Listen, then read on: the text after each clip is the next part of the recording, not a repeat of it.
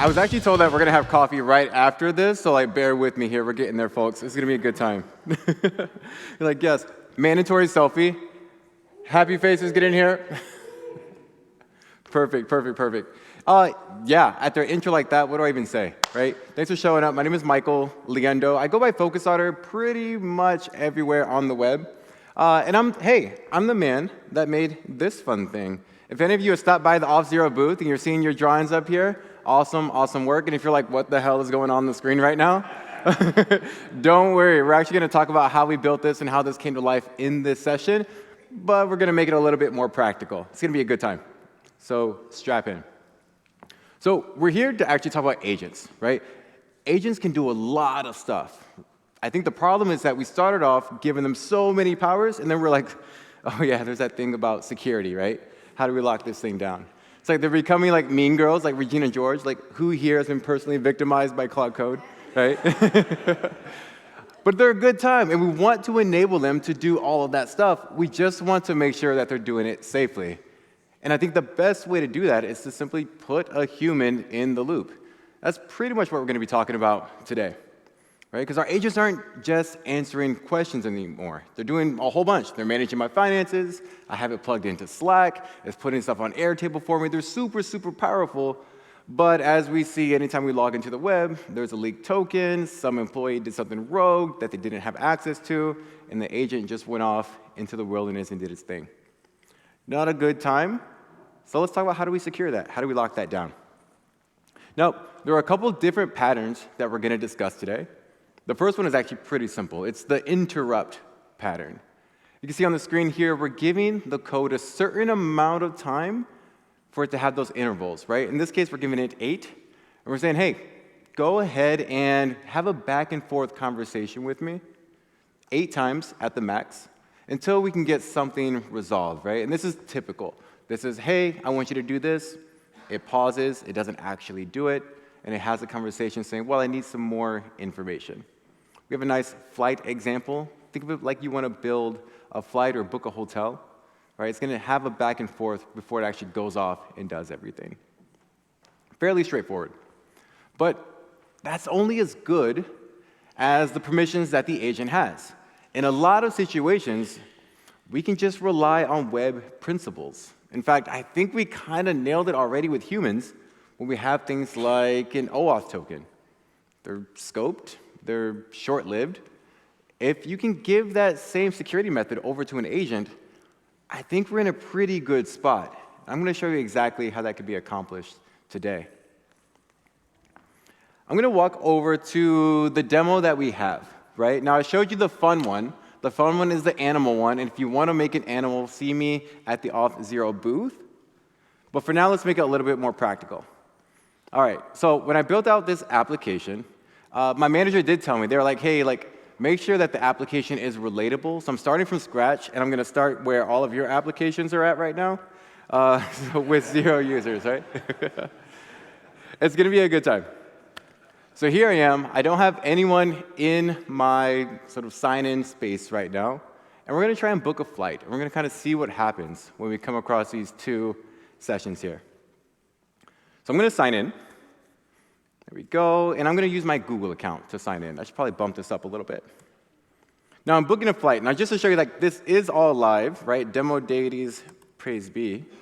I'm going to refresh. And then it's like, OK, cool. I'm logged in into my account. Let's take it a step further. I am having a great time in Seattle, a really good time, actually. CascadiaJS, shout out. But I'm going to have to go home back to the wife and kids at some point, OK? So I'm going to have to book this flight. Now, in my case, I want to book a flight to New York. I'm going to have this conversation with my agent. If I say, hey, book a flight, it would be really messed up. If it was like, cool, I just booked the flight for you, we had nothing to go about that, right? God. Honey, I'll be home wherever. So I want to go ahead and book this flight from Seattle back to New York. I'm going to enter here. Kind of see what happens. Again, we're working with live data, so we'll see what happens. It's like, cool. I'd love to help out and get you to New York. What is your preferred time? Let's say, well, I heard there were karaoke and drinks tonight. So let's do morning, or let's do afternoon. Yeah, I'm not going to make it. Awesome. And again, we're having a back and forth conversation. This is a simple interrupt pattern. Call it level 1, right? Afternoon it is. Sounds like a fun trip. Where do you want to sit? That's actually really good. It doesn't know my preferences, right? Okay. We're going to go ahead and say, let's sit by the window for the gram. You got to have it in there, right? Love it. We're going to go ahead and have that seat, get this flight booked, and it has a recommendation for me. Cool. Super cool. Would you want to go ahead and book this? I'm going to say, actually, I'm on stage giving a demo, and don't want to give out my credit card details. Awesome. Now, this is where things get interesting. Because okay, I understand that you don't want to give out your credit card. Cool. We're actually just going to reserve this. Typical flight. You have 24 hours. We'll hold it for you. Everything's good and well. Do you want to go ahead and lock it in? Now, this is interesting. I'm going to say yeah. We'll kind of just play this by ear and see what happens here. Great. It's reserving the flight for me. See, everything went through just fine. I have a reservation ID, but it wants to do something a little bit extra. It wants to do something out of band. In this case, it's saying, well, I could actually put this trip on your Google Calendar if you want. That gets tricky. Sounds like there's a permission level that it's going to need. I'm going to say, sure, go ahead and do it. And do it. I love that I can just include typos, and it's like, I got you. Yeah.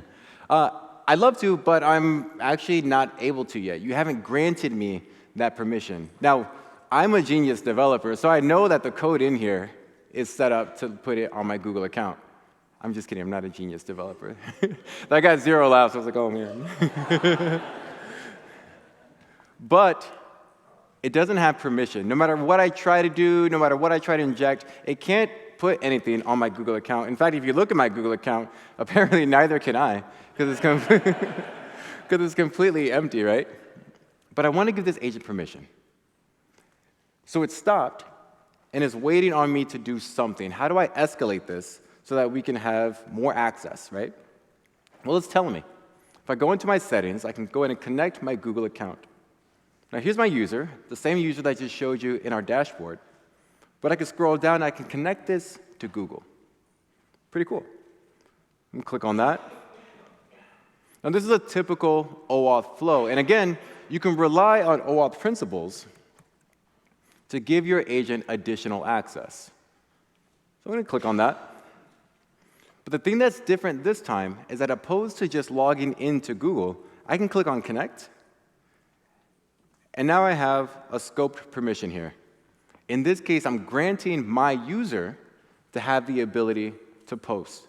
And I'm going to give that short-lived access to my agent so it can act on behalf of me. This is a known feature in the identity space. We call it Token Vault here at Auth0, but you can use many different methods. So I'm going to select Allow. And now we can go ahead and retry, and we'll see what happens here. So let's say, all set. Try again. So it's going to do its thing. I'm going to head back over to my calendar, and hopefully, all right, there we go. We got it all set up. So I have an agent that can impersonate me, but here's the differentiator between what I just did and what some of you are doing in OpenClaw. I'm giving my agent a short-lived scoped token, right? Not a long-lived API key, not something with full access. Even though it's to my Google account, it's only to my calendar. That token can't be used for YouTube, Google Drive, etc. And the nice thing is that it has an expiration date. And in the event, because I'm using Token Vault, in the event that token were ever to be leaked, it'll automatically expire, and we will refresh it on behalf of the user, and that token would no longer be valid. OK. So that was the pattern. To kind of recap what just happened here, I asked the agent questions, and we had a simple back-and-forth exchange. Nothing too crazy. Right? The agent hit a wall. It needed to do something out of band. It needed to connect to my Google account, in which case I gave it that access. But I give it the access on behalf of me. In fact, I can verify by checking that dashboard, looking at this user, and seeing what scopes are now tied to this user. I signed in with my Google account. But when I look at additional services, you can see that it's specifically scoped to only act on these parts of Google itself. My calendar, my email, and then some optional OpenID information. How does that relate to this?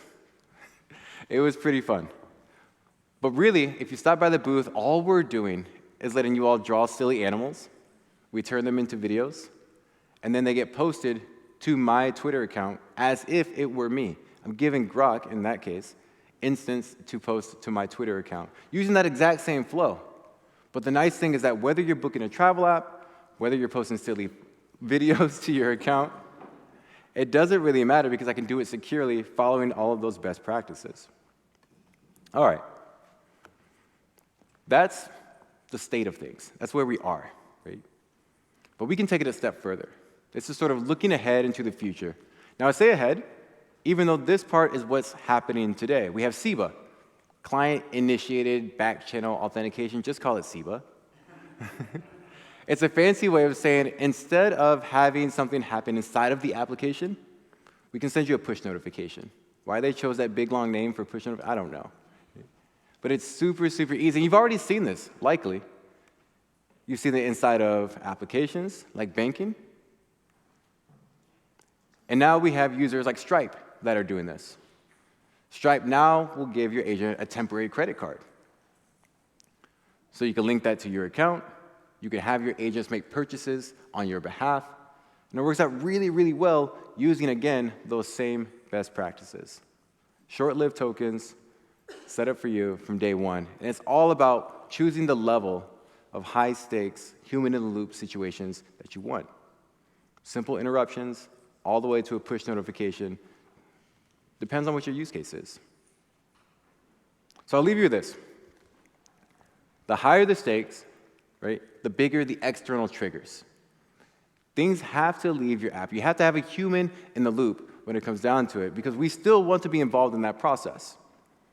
But when it comes to agents, I would just encourage you all, just maybe step away from having long-lived API access keys and checking out something that's already baked in. My name is Mike Liendo. Thank you all for your time. I'll see you later.